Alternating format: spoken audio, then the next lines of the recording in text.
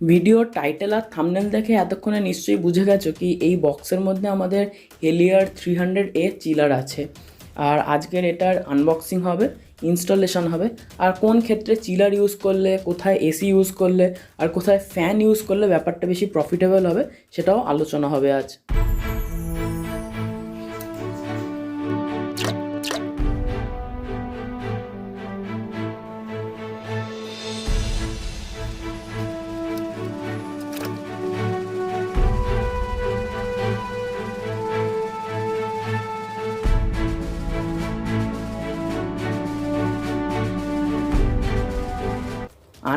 আনবক্সিংয়ের মতো হোক, আমরা একটু চিলার নিয়ে আলোচনা করে নিই। মানে কোথায় লাগবে আমাদের চিলার, মানে কোথায় আমাদের জলের টেম্পারেচারটা কমাতে হবে সেটা আগে জেনে নিই।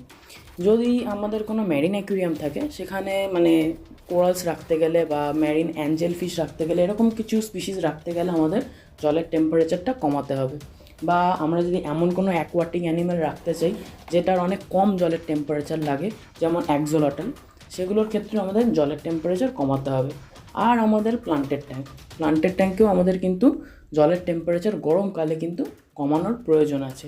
মানে প্লান্টের ট্যাঙ্কের টেম্পারেচার যদি 28 ডিগ্রির ওপরে হয়ে যায়, তখন কিন্তু মানে গাছের গ্রোথ কমে যায় আর তার জায়গায় অ্যালগে গ্রোথ বেড়ে যায়। আর কিছু কিছু গাছ আছে, যেমন মানে স্পেশালি বলবাইটাস হিউডেলটি বা মস, এরকম কিছু গাছ যদি তোমার থাকে, তারা কিন্তু মানে এই টেম্পারেচার 28 ডিগ্রি সেন্টিগ্রেডের বেশি হয়ে গেলে তারা কিন্তু মেল্ট করতে শুরু করবে।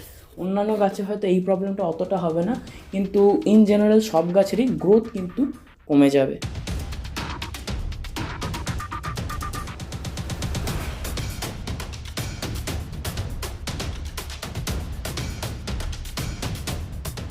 তো আমাদের আনবক্সিং মোটামুটি শেষ। এই হলো আমাদের হেলিয়ার 300A চিলার।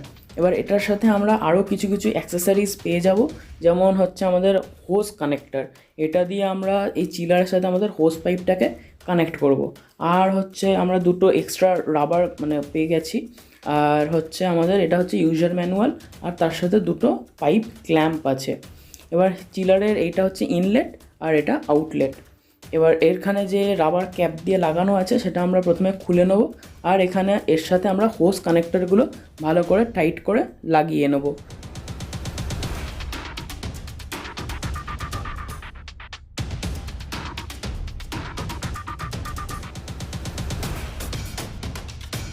আর আমাদের এই চিলারের মধ্যে থেকে জল পাস করার জন্য পাম্প লাগবে।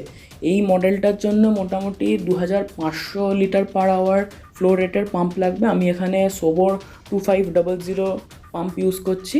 আর এটার ইনলেটে আমি একটা স্পঞ্জ লাগিয়ে নিয়েছি, যাতে কোনো ময়লা বা মাছ বা কোনো চিংড়ি পাম্পে না চলে যায়, চিলারের মধ্যে না চলে যায়। আর তারপর এটার সাথে আমরা একটা আমাদের হোসটা কানেক্ট করে নেব, যেটার আরেকটা এন্ড আমাদের চিলারের ইনলেটের সাথে লাগবে। আর এই হোসটাকে আমরা এই পাম্পটার সাথে ভালো করে টাইট করে লাগিয়ে নেব। তাই জন্য আমরা এখানে একটা জিপটা ইউজ করছি। এই পাম্পটার ফ্লো রেট হচ্ছে 2800 লিটার পার আওয়ার, যেটা এই চিলারটার জন্য ঠিক আছে।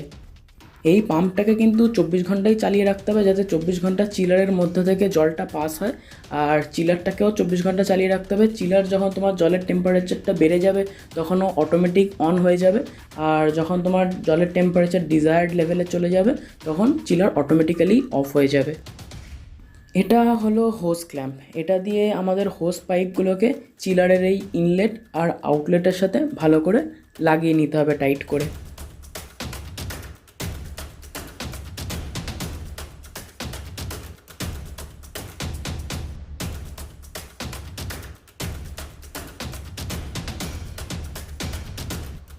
ব্যাস, এবার আমাদের চিলার একদম রেডি জল ঠান্ডা করার জন্য। এবার চিলারে পাওয়ার দিয়ে এই গ্রিন সুইচটা অন করে দিতে হবে, দিলেই আমাদের চিলার অন হয়ে যাবে। এবার এই যে সেট বাটনটা দেখতে পাচ্ছ, এটাকে একটু প্রেস করে হোল্ড করলেই আমরা টেম্পারেচারটা সেট করতে পারবো। এবার আমি 28 রাখতে চাই, আমি 28 সেট করে দিলাম।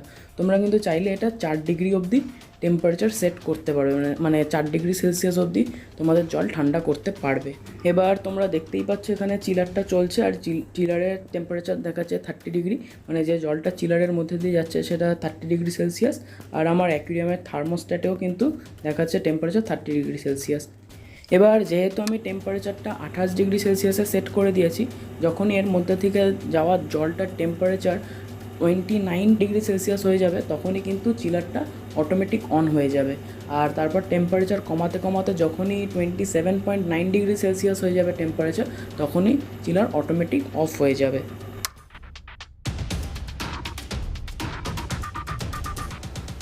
এবার তোমার অ্যাকুয়ারিয়ামে কোন চিলারটা লাগবে, মানে কোন মডেলটা লাগবে, সেটা ডিপেন্ড করছে তোমার অ্যাকুয়ারিয়ামের ওয়াটার ভলিউমের ওপর আর তুমি কতটা টেম্পারেচার নামাতে চাইছো সেটার ওপর।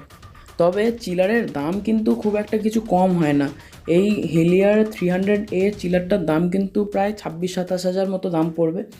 500A নিতে গেলে তোমার 35,000 মতো দাম পড়বে, আর 1000A নিতে গেলে তোমার মোটামুটি 58,000 মতো দাম পড়বে। মানে অ্যাট প্রেজেন্ট আমি যখন ভিডিওটা বানাচ্ছি তখনকার দাম আমি বলছি। আর এর পাওয়ার কনজাম্পশনও কিন্তু অলমোস্ট এসির মতোই। তো তুমি চিলার লাগাবে না এসি লাগাবে সেটা কিন্তু মানে একটু তোমাকে ভাবতে হবে। তবে আমি যেটা বলবো কি, তোমার অপশান থাকলে তুমি এসি লাগিয়ে নাও, কারণ এসি লাগালে তোমার অ্যাকুয়ারিয়ামের সাথে তোমার ঘরটাও ঠান্ডা হবে। আর তোমার যদি একের বেশি মানে 2-3টে অ্যাকুয়ারিয়াম থাকে সেক্ষেত্রে কিন্তু একটা এসি দিয়েই সব কটা অ্যাকুয়ারিয়াম ঠান্ডা হয়ে যাবে।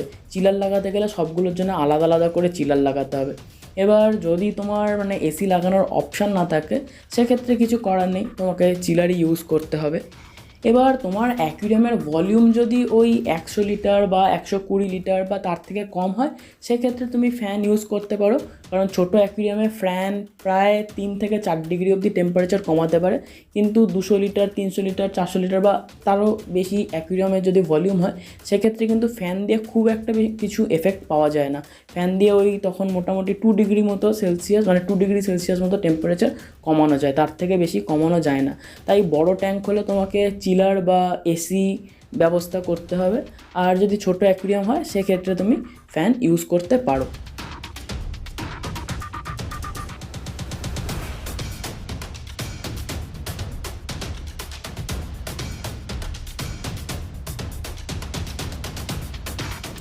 চিলারের গল্প তো এখানেই শেষ। এরপর আমরা প্লান্টের ট্যাঙ্কের ফিল্ট্রেশন দেখব, আর ডিসকাসের ওপর ভিডিও খুব তাড়াতাড়িই আসছে।